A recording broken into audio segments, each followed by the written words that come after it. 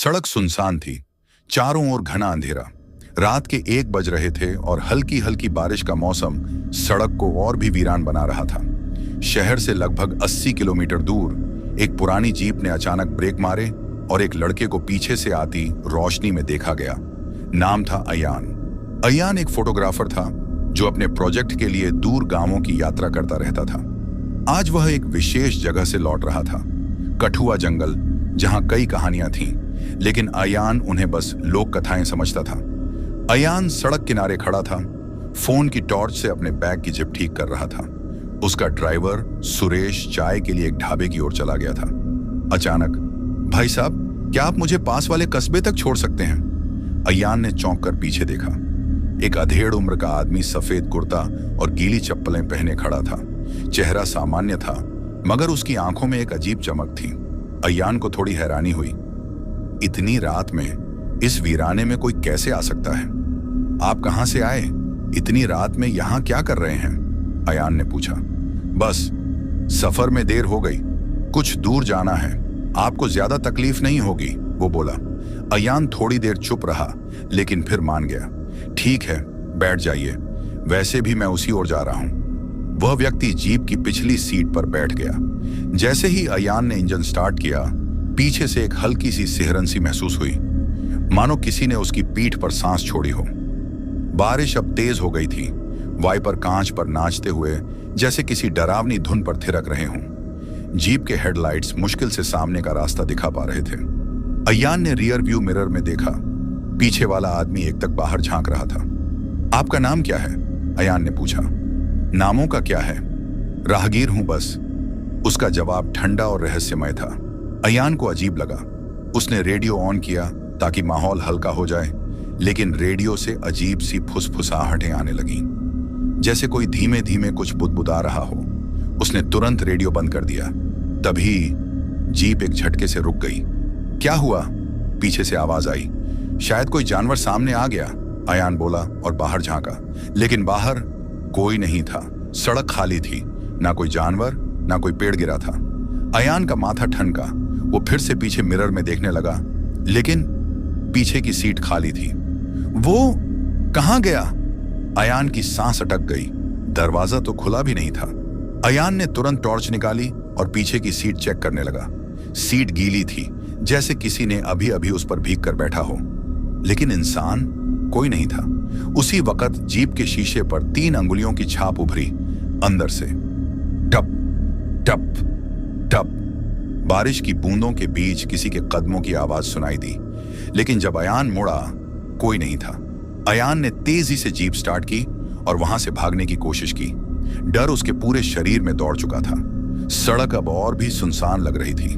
जंगल की ओर जाती पतली पगडंडी उसके बगल से निकल रही थी, लेकिन जीप अब जैसे अपनी मर्जी से चल रही थी। नहीं, ये कैसे हो सकता है? अयान चीख पड़ा। जीप ने खुद ब खुद मोड़ लिया और सीधे जंगल की ओर जाने लगी। कठुआ जंगल, वही जंगल जहां से अयान लौटा था, मगर इस बार शायद कोई साथ चल रहा था। जीप अब अपनी मर्जी से चलती हुई अयान को कठुआ जंगल की ओर ले जा रही थी। अयान लगातार ब्रेक दबा रहा था, स्टीयरिंग घुमा रहा था, लेकिन कुछ भी काम नहीं कर रहा था। जैसे किसी अनदेखी शक्ति ने जीप को काबू में ले लिया हो। रुको, प्लीज रुक जाओ। अयान बुरी तरह घबरा गया। आसपास का अंधेरा इतना घना था कि हेडलाइट की रोशनी भी जैसे उसमें घुल रही थी। और तभी जीप रुक गई, एकदम से, बिना किसी आदेश के। अयान की सांसें तेज चल रही थीं। उसने तुरंत दरवाजा खोला और बाहर निकला, लेकिन जैसे ही उसने कदम रखा, पैर किसी ठंडी मिट्टी में धंस गया। जमीन पूरी तरह सामान्य नहीं थी। कहीं कहीं पर मानो कुछ कब्रें आधी खुली हुई थीं और कहीं कहीं से किसी जले हुए जानवर की दुर्गंध आ रही थी। वो पीछे मुड़ा। जीप वहीं खड़ी थी, लेकिन उसकी पिछली सीट पर अब कोई बैठा था। वही आदमी, वही सफेद कुर्ता, वही गीली चप्पलें, पर अब उसका चेहरा साफ नहीं था। चेहरे पर कोई आंखें नहीं थीं, सिर्फ एक गहरा अंधकार, एक स्याह खड्डा, जैसे उसका चेहरा ही शून्य हो। तू फिर से आ गया, वो आदमी बोला, पर अब उसकी आवाज इंसानी नहीं थी, किसी जानवर जैसी गूंजती हुई, फटी फटी सी। अयान की चीख हलक में अटक गई। वो दौड़ा, अंधेरे में, बिना दिशा के। कठुआ जंगल एक रहस्यमयी जगह थी। लोक कथाओं के अनुसार यह जंगल वो आत्माएं निगल जाता है जो अपने अतीत को छुपाती हैं। अय्यान को इस बात का थोड़ा सा अंदाजा था, लेकिन उसने कभी इस पर यकीन नहीं किया। पर अब वो खुद उस जंगल के बीचों बीच था। तेज हवाएं पेड़ों के बीच से सरसराती हुई गुजर रही थीं, जैसे कोई किसी का नाम बार बार पुकार रहा हो। अचानक उसे सामने एक हल्की रोशनी दिखी। वो झट से उधर भागा। रोशनी एक पुराने लकड़ी के घर से आ रही थी, जो पेड़ों के बीच किसी भूतिया सपने की तरह खड़ा था। खिड़कियां टूटी हुई, छत से लटकती लालटेन की लौ कांप रही थी। दरवाजा आधा खुला था। अंदर से कुछ गिरने की आवाज आई। कोई है? अय्यान ने डरते हुए पूछा। कोई जवाब नहीं मिला, मगर दरवाजा धीरे धीरे अपने आप खुल गया। घर के अंदर चारों तरफ पुरानी चीजें फैली थीं। धूल से अटे हुए फर्नीचर, दीवारों पर उखड़ते पोस्टर और एक कोना जहां एक पुराना फोटो एल्बम पड़ा था। अय्यान ने जैसे ही वो एल्बम खोला, उसकी धड़कन थम गई। पहले पन्ने पर एक पुरानी फोटो थी, एक समूह की तस्वीर। पर कैसे? ये तस्वीर उसने कभी नहीं खिंचवाई थी। तस्वीर में उसके साथ दो और लोग थे, एक बूढ़ा आदमी और एक बच्चा। उनके चेहरे धुंधले थे, जैसे जानबूझकर मिटा दिए गए हों। तभी एक पन्ने के नीचे कुछ गिरा, एक चिट्ठी। अगर तू लौट आया है तो समझ ले कि ये जंगल तुझे माफ नहीं करेगा। जो छोड़ा था वो अब तेरा इंतजार कर रहा है। अय्यान की सांस रुक गई। क्या मैंने यहां पहले कुछ किया है? वो बाहर निकला और झट से अपना कैमरा ऑन किया। हाल ही में खींची गई तस्वीरों को देखने लगा। उसने सोचा शायद कोई सुराग मिल जाए, लेकिन तस्वीरों में हर वो व्यक्ति जिसने उसे रास्ते में रोका था या ढाबे पर मिला था, उनके चेहरे गायब थे। हर जगह एक ही चीज दिख रही थी, एक परछाई जिसकी आंखें नहीं थीं। उसी वक्त पीछे से एक झटका लगा। अब तू देखेगा अपनी असलियत, अय्यान ने जैसे ही मुड़कर देखा, वो सफेद कपड़ों वाला आदमी अब एक धुएं जैसे काले भूत में बदल चुका था। उसकी बाहें लंबी, नाखून नुकीले और आंखें अब थीं और उसमें सिर्फ आग जल रही थी। जंगल की हवाओं में अब कुछ अलग था, जैसे हर पेड़, हर पत्ता, हर छाया अय्यान की आत्मा को टटोल रही हो। वो काला साया अब पूरी तरह रूप बदल चुका था। उसका चेहरा, जो पहले फीका और शांत था, अब गुस्से और जली हुई त्वचा से भरा हुआ था। तू नहीं भाग सकता अय्यान, तूने वादा तोड़ा है। उसकी आवाज में अब सिर्फ गूंज नहीं, जलन थी, जैसे बरसों का गुस्सा उसकी रग रग में समा चुका हो। मैंने कुछ नहीं किया, अय्यान चीख पड़ा। यही तो सबसे बड़ा झूठ है। साया झपट कर अय्यान की ओर उठा, लेकिन जैसे ही वो छूने वाला था, अय्यान के कैमरे से एक तेज चमक निकली। काली छाया चीख कर पीछे हट गई। फ्लैश से बचता है? अय्यान की समझ में कुछ आया। वो कैमरे को कसकर पकड़ता है और जंगल की गहराइयों में भागता है। अब अय्यान के सामने थी एक पुरानी खंडहर नुमा हवेली। किवाड़ टूटे हुए, दीवारें स्याह और दरवाजे पर एक नाम उकेरा गया था, रुद्रप्रिया निवास। अय्यान का माथा ठनका। ये नाम मैंने कहां सुना है। वो झिझकता हुआ अंदर दाखिल होता है। हवेली के अंदर सीलन, सड़ी हुई लकड़ियों की गंध और बिखरी ई चीजें थीं, जैसे समय ने खुद को छोड़ दिया हो। वार पर टंगी एक पुरानी तस्वीर ने उसका ध्यान खींचा। उसमें वही बच्चा था जिसे उसने एल्बम में देखा था, और साथ में एक महिला, चेहरे पर स्नेह मगर आंखों में गहरी उदासी। नीचे नाम लिखा था, रुद्रप्रिया और आरव, 1997। अय्यान की सांस अटक गई। उसका सिर दर्द से फटने लगा और फिर पुरानी यादें वापस आने लगी। एक घर, एक बच्चा रो रहा था, एक और बच्चा, अय्यान खुद, बहुत छोटा, उस रोते हुए बच्चे से झगड़ रहा था। ये मेरा है, नहीं ये मम्मी ने मुझे दिया। धक्का, एक जोरदार चीख और फिर ठाए, एक लकड़ी का टुकड़ा आरव के सिर पर लगता है। बच्चा गिर जाता है, खून बहता है। फिर एक और दृश्य, उसकी मां चिल्ला रही है, अय्यान तूने क्या किया? वो गिर गया था। मैं नहीं चाहता था। उस रात अय्यान और उसका परिवार जंगल छोड़कर शहर चले गए थे और उस हादसे को एक भूल मानकर सबने छुपा दिया था। पर जंगल भूलता नहीं। रुद्रप्रिया, उस बच्चे की मां जिसने अय्यान को हमेशा अपने बेटे की तरह चाहा, वो अब इस हवेली की आत्मा बन चुकी थी। और आरव वो ही बन चुका था, काला साया, अपनी अधूरी मौत का बदला लेने आया था। तूने मुझे मार दिया भाई, उस गूंजती आवाज ने अब दर्द और गुस्से को मिला दिया। मैं बच्चा था, मुझे याद नहीं था, अयान चीखने लगा। पर अब तुझे याद है और अब तू मेरी जगह लेगा। अचानक दीवार पर उकेरे गए सारे नाम चमकने लगे, जैसे हर नाम एक पापी का हो, और उनमें से एक नाम था अयान सैनी।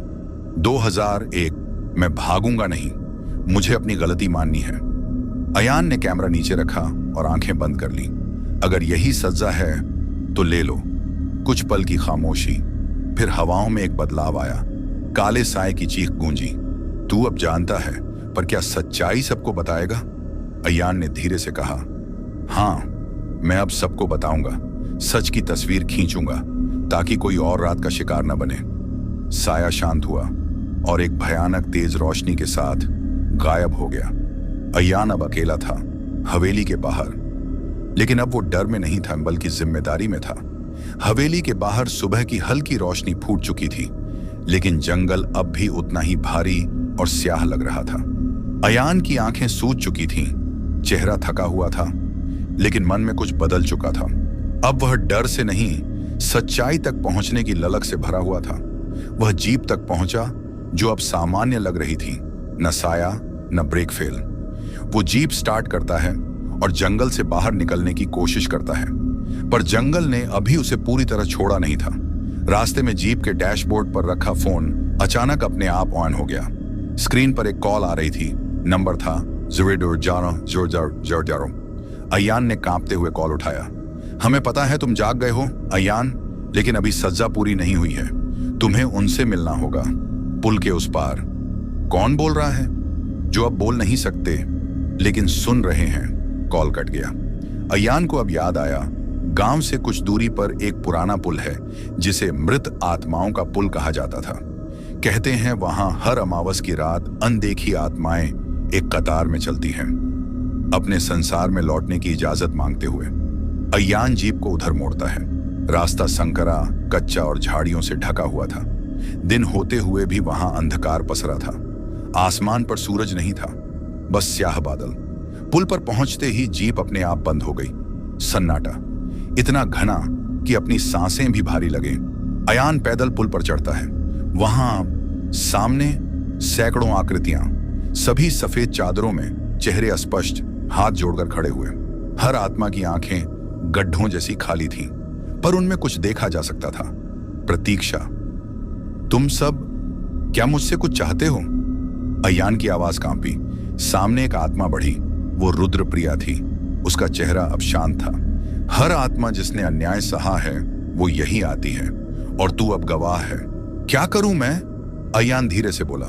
तस्वीरें ले, सबको दिखा, ताकि कोई और इसे झूठ न कह सके। ये सफर तेरा नहीं, अब तेरा कर्तव्य है।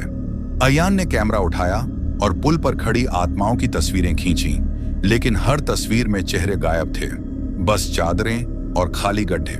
तभी एक नई आत्मा उभरी। चेहरा अधजला, एक हाथ टूटा हुआ। वो आरव था, पर इस बार उसकी आंखों में गुस्सा नहीं, शांति थी। भाई, आरव की आवाज अब कोमल थी। मुझे मिल गया जो चाहिए था। अब तू उन्हें न्याय दिला, जो अब भी चीख नहीं सकते। अयान की आंखों से आंसू बह निकले। मैं करूंगा, मैं इस अंधेरे को रोशनी में बदलूंगा। जैसे ही सूरज की पहली किरण बादलों के पार फूटी, आत्माएं एक एक कर हवा में घुलने लगी। पुल अब खाली था, लेकिन अयान का मन अब बहुत भारी था। वो पुल से नीचे उतरा और जीप के पास पहुंचा। फोन पर एक नई फाइल थी, पुल की आत्माएं। वो मुस्कुराया। अब डर नहीं था, बस एक वादा था जो पूरा करना था। अयान अब गांव की ओर लौट रहा था। उसकी आंखों में अब डर की जगह जिम्मेदारी थी, पर दिल के भीतर कहीं एक गहरा साया अब भी घूम रहा था। पुल की आत्माएं अब शांत थीं, पर सबने एक नाम दोहराया था, पंडित सम्रदत्त। कौन था यह पंडित? गांव की सीमाओं पर एक पुराना मंदिर था, खंडहर हो चुका, मगर वहां अब भी धूप दीप जलते रहते थे। गांव वाले कहते थे वहां एक पंडित रात में आता है, लेकिन दिन में कोई नहीं देखता। अयान उस मंदिर की ओर बढ़ता है। वहां की सीढ़ियां टूटी हुई थीं और हर पत्थर से अजीब सी कराह सुनाई देती थी, जैसे जमीन के नीचे किसी को दफन किया गया हो। अंदर घुसते ही एक अजीब सी ठंड लगने लगी। दीवारों पर राख की परत थी और बीच में बैठा था एक दुबला पतला आदमी, आंखें बंद, शरीर पर राख और हाथों में हड्डियों से बना माला। पंडित समरदत्त? अयान ने पूछा। पंडित की आंखें झपक कर खुली, सफेद, बिना पुतलियों के। तो तू आया है जिसे आत्माओं ने चुना है। आपको उनके बारे में कैसे पता? क्योंकि मैंने ही उन्हें बांधा था। पंडित की आवाज अब कांपती नहीं, गूंजती थी। पंडित ने बताया, बरसों पहले इसी गांव में कईयों को मारकर शमशान के पास जिंदा गाड़ दिया गया था। गांव वालों ने जमीन हथियाने के लिए कई निर्दोषों को भूतियां कहकर बलि चढ़ा दी।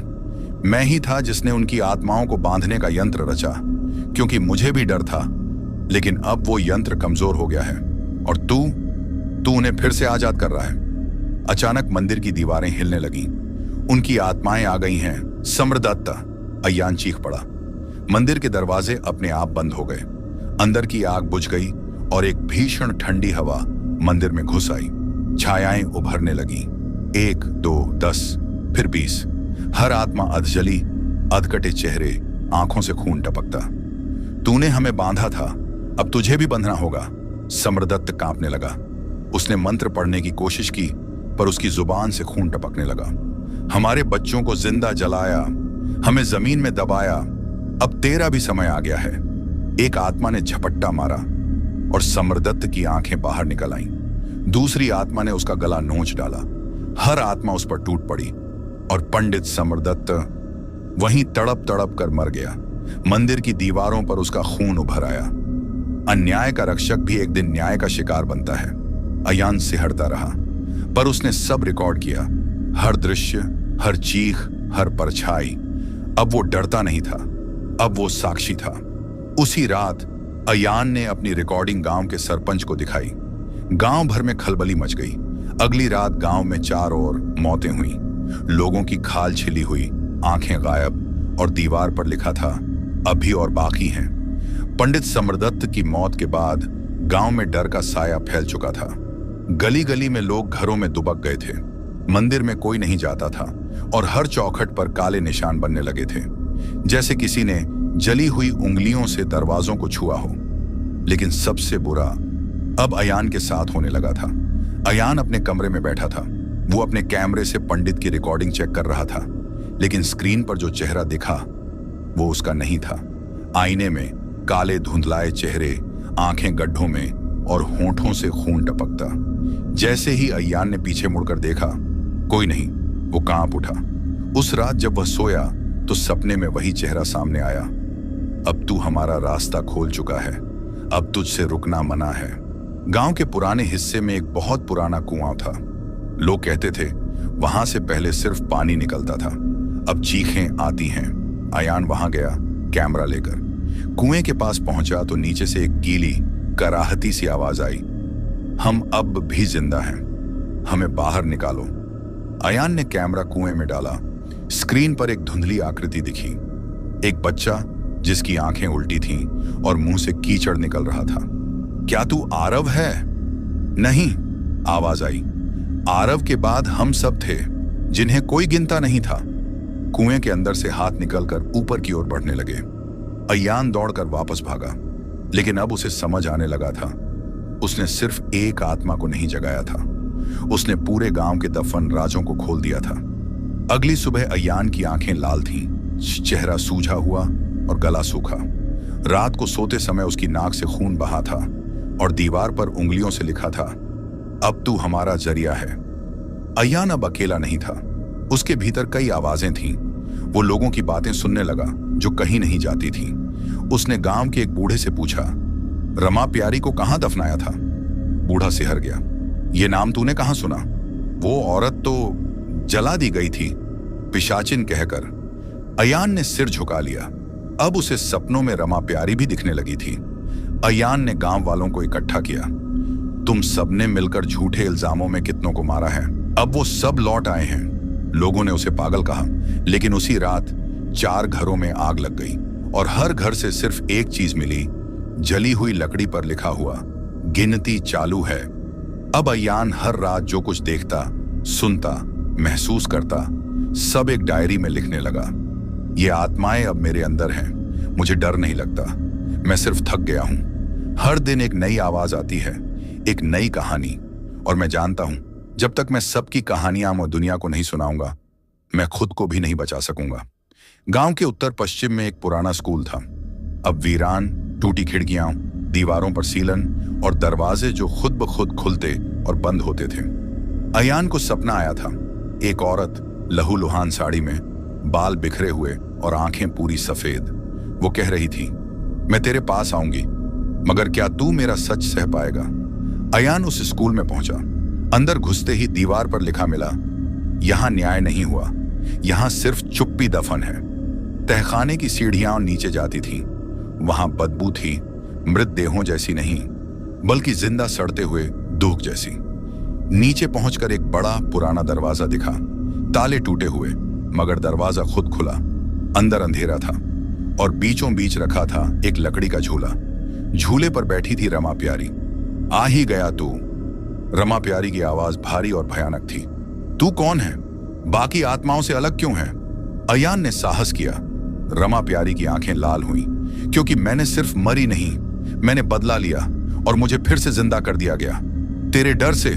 फिर रमा प्यारी ने जो बताया, उसने अयान की रूह हिला दी। मैं स्कूल की शिक्षिका थी, उन मासूम बच्चियों को पढ़ाती थी जो आज आत्माएं बन चुकी हैं। लेकिन गांव के बलशाली पुरुषों को मेरी पढ़ाई और आजादी से नफरत थी। उन्होंने मुझ पर पिशाचिनी का आरोप लगाया और स्कूल के इसी तहखाने में मुझे जला दिया। हंसते रहे वो, जबकि मैं चीखती रही। तब मेरी आत्मा ने पिशाचिनी का रूप ले लिया। अब मैं किसी और की नहीं, अपनी हूं, और जो अन्याय को चुपचाप देखे वो भी उतना ही दोषी है। अयान ने अपनी डायरी खोली और पूछा, तू चाहती क्या है? हर एक को उसका सच दिखाना, हर गुनहगार को उसकी गलती महसूस कराना, और जो निर्दोष मरे उन्हें दोबारा पहचान दिलाना। और तू, अयान, अब मेरा माध्यम है। अयान ने कांपते हुए पूछा, अगर मैं मना कर दूं? रमा प्यारी मुस्कुराई, तो मैं तुझ में समा जाऊंगी और फिर ये सफर तेरे भीतर से शुरू होगा और वहीं खत्म होगा। उसी रात गांव के स्कूल में आग लग गई। पर हैरानी की बात यह थी, स्कूल कभी भी जल चुका था, वर्षों पहले। फिर वो जल कैसे रहा था? लोगों ने देखा, स्कूल की छत पर एक औरत खड़ी थी, लाल साड़ी में, बाल उड़ते हुए। हम सब लौटेंगे, अब कोई छुप नहीं सकता। अयान अब जान चुका था, ये सिर्फ डर की कहानी नहीं, ये हर उस आवाज की चीख थी जो दबा दी गई थी। अब वो सिर्फ रिपोर्टर नहीं था, अब वो एक गवाह, एक संपर्क सूत्र और एक माध्यम बन चुका था। उसने डायरी में लिखा, रमा प्यारी अब मेरे साथ है। हर सपना, हर तस्वीर, हर कहानी अब मेरी नहीं रही। अब डर भी मेरा नहीं, अब डर उनका है जो सच से भाग रहे हैं। रमा प्यारी के कहे अनुसार अयान अब उस जगह की तलाश में था जहां 11 निर्दोषों को जिंदा दफनाया गया था। गांव से कुछ दूर एक पुराना पीपल का पेड़ था। लोग कहते थे उस जगह कभी खेत हुआ करते थे, लेकिन अचानक एक रात जमीन बैठ गई थी। अब वहां सिर्फ सूखा, दरारों से भरी मिट्टी थी, और उस पेड़ पर कभी न कोई बैठता न पूजा करता। अयान उस पेड़ के नीचे पहुंचा। हवा एकदम ठहर सी गई थी। रात के 2 बज चुके थे। मोबाइल की बैटरी खत्म होने को थी। जैसे ही उसने कैमरा निकाला, जमीन से एक धीमी धीमी आवाज आई, तू पहुंचा है, अब हमें आजाद कर। पेड़ के पास एक छोटी सी कच्ची गुफा बनी थी, शायद तांत्रिकों द्वारा बनाई गई पुरानी सुरंग। अयान ने टॉर्च जलाई और अंदर उतर गया।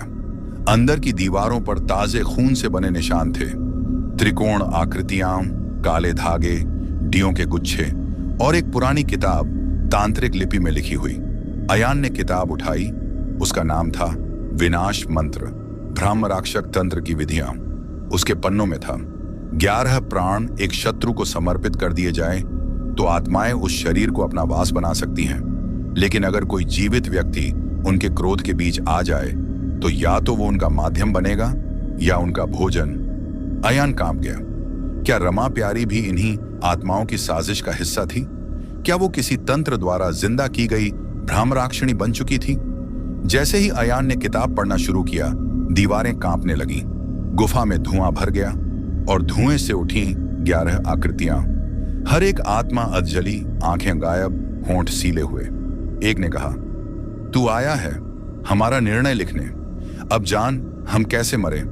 अचानक अयान की आंखों के सामने विजन आने लगे। हर आत्मा की मौत का तरीका सांप से कटवाया गया, जिंदा जला दिया गया, कुएं में फेंका गया, जंजीरों से बांधकर मारा गया। अयान तड़पने लगा, उसका शरीर बेजान सा होने लगा, सांस फूलने लगी। बस करो, उसने चीखा। नहीं, जब तक तू खुद एक बार मरेगा नहीं, तब तक हमें समझ नहीं पाएगा। अचानक एक आत्मा ने अयान के शरीर में घुसने की कोशिश की। उसकी सांस रुक गई, वो जमीन पर गिर पड़ा और सब काला हो गया। फिर एक प्रकाश दिखाई दिया और उसमें रमा प्यारी खड़ी थी। ये तुम्हारी परीक्षा है अयान, अगर तू ये नहीं सह सका तो मैं तुझे खुद निगल जाऊंगी। जब अयान होश में आया, वो एक कब्र के भीतर था। चारों तरफ मिट्टी, ऊपर से धक्का देती आवाजें। अब तू जान गया कैसा होता है दफन होना, बिना कुछ किए, बिना कुछ कहे, जिंदा दफन। अचानक वो चीख पड़ा और उठकर बाहर आ गया। गुफा में सब कुछ शांत था, लेकिन वो अब और नहीं कांप रहा था।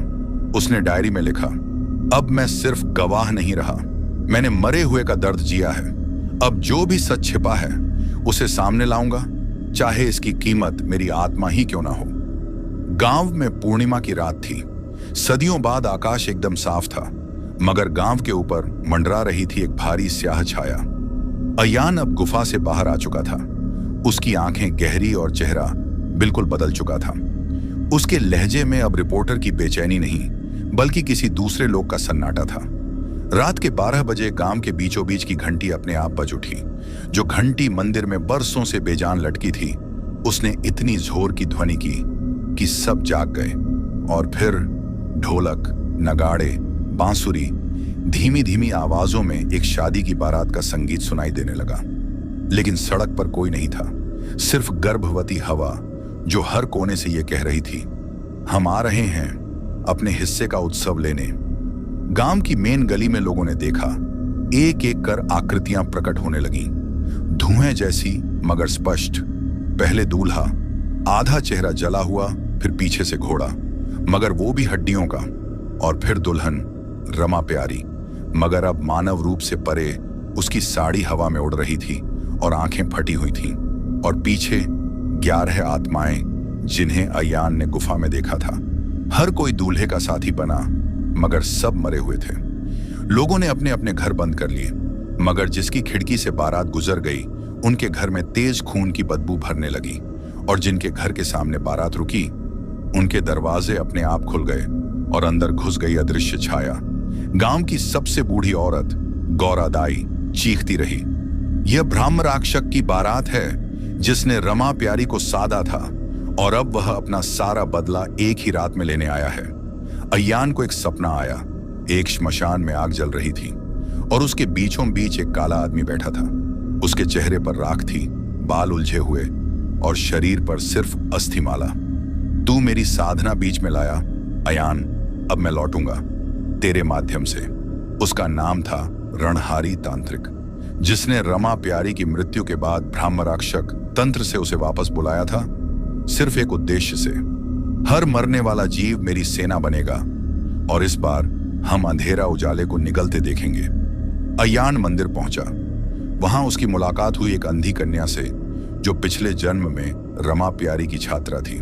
उसने कहा, अयान, अगर तू रमा प्यारी को रोके बिना आगे बढ़ा तो अगली बार बारात नहीं आएगी, अगली बार शव यात्रा तेरी होगी। आज मैंने मरे हुए नाचते देखा। मैंने देखा कि संगीत भी डरावना हो सकता है। अब मुझे पता है यह सिर्फ किसी का बदला नहीं, ये तंत्र और अधर्म के मिलन की बारात है। और अब मैं अयान इस यात्रा में शामिल हूं, क्योंकि अगर मैं बाहर रहा तो शायद कोई भी जिंदा नहीं बचेगा। गांव से दूर एक पुराना श्मशान था जिसे अग्निवेल घाट कहते थे। यहां अंतिम संस्कार तो होते थे, मगर जलने के बाद भी लाशें मिट्टी में नहीं मिलती थीं, क्योंकि यहां कोई था जो उन अधजली आत्माओं को पकड़ लेता था। और आज की रात वो लौट आया। अयान अपने कमरे में बैठा था जब खिड़की के बाहर उसे एक तेज आग की लपट दिखी। वो बाहर भागा तो देखा श्मशान की ओर एक आग का गोला उड़ता हुआ जा रहा था। उसके पीछे पीछे हवा में उड़ती हुई रमा प्यारी, और उस आग के बीच रणहारी तांत्रिक। वो कोई साधारण तांत्रिक नहीं था, वो जन्मा था उस रात जब चंद्र और राहु साथ आए थे। उसकी आंखें दूध की तरह सफेद और जीभ फटी हुई थी। उसके हाथों में कपाल का मंडल और गले में मनुष्यों की खोपड़ियों की माला। वो चीखा, रक्त से जिसको बुलाया गया है वो कभी चैन से नहीं सोता। मैं रणहारी हूं और इस बार मैं अग्नि से नहीं, इंसानों के डर से जीवित हूं। उसकी हंसी जंगलों तक गूंजने लगी। रमा प्यारी अब पूरी तरह पिशाचिनी बन चुकी थी। उसकी आंखों में अब आंसू नहीं, धुआं था। रणहारी, उसने कहा, तू वादा करता है मुझे इस बार उन सब तक पहुंचाएगा? हाँ, तांत्रिक बोला, तेरा बदला अब मेरा कर्म है और इस गांव के हर घर में अब शांति नहीं, तंत्र का भैरव बसेगा। अयान सब देख रहा था। फिर एक काली आकृति उसकी ओर बढ़ी और उसके शरीर में समाने लगी। अयान जमीन पर गिर गया। उसके मुंह से राख निकलने लगी और आंखें पलटने लगी। वो जोर से चीखा, मैं मानव हूं, मुझे मत तोड़ो। मगर भीतर से आवाज आई, तू अब मानव नहीं, तू अब भ्रामर है, वो जो भटकता है जीव और आत्मा के बीच। अग्निवेल घाट पर रणहारी ने महायज्ञ शुरू किया। चारों ओर शवों की हड्डियां रखी गईं। बीच में बैठा तांत्रिक और उसके आगे अयान, अब अर्धचेतन अवस्था में। तेरा शरीर वो पात्र है जिसमें मैं मृतात्मा मंत्र डालूंगा। फिर तू इस गांव को जलाकर खाक कर देगा और तब तंत्र पूर्ण होगा। ठीक उसी समय एक आवाज आई, धीमी मगर शक्ति से भरी, नहीं, अयान को मैं बचाऊंगी। वो थी संध्या, वही अंधी लड़की जो मंदिर में रहती थी। उसने अपने खून से एक मंत्र लिखा, सत्यम शुद्धम मुक्तम। जैसे ही वो मंत्र राख पर डाला, अयान के शरीर में कंपन हुआ और उसकी आंखें फिर से जागी। अयान चीखा, रणहारी, तेरा तंत्र अधूरा रहेगा। उसने आग में छलांग लगा दी और अग्निवेल घाट में भयानक विस्फोट हुआ। पूरा श्मशान हिल उठा। तांत्रिक की हंसी एक भयानक चीख में बदल गई। रमा प्यारी की आंखों से खून बहने लगा और वो हवा में विलीन हो गई। मैं अयान हूं, मैंने अंधेरे को देखा, उसमें जिया, मगर मैं लौटा और अब रात का सफर पूरा हुआ। पर अगर कोई कभी फिर तंत्र से, तो याद रखना, भ्रामर फिर लौटेगा। दोस्तों, ये थी हमारी आज की कहानी। कहानी आपको कैसी लगी कमेंट बॉक्स में जरूर बताना और वीडियो को लाइक करें। अगर आप चैनल पर पहली बार आए हैं तो चैनल को सब्सक्राइब जरूर करें। मिलते हैं किसी और किस्से के साथ। नमस्कार।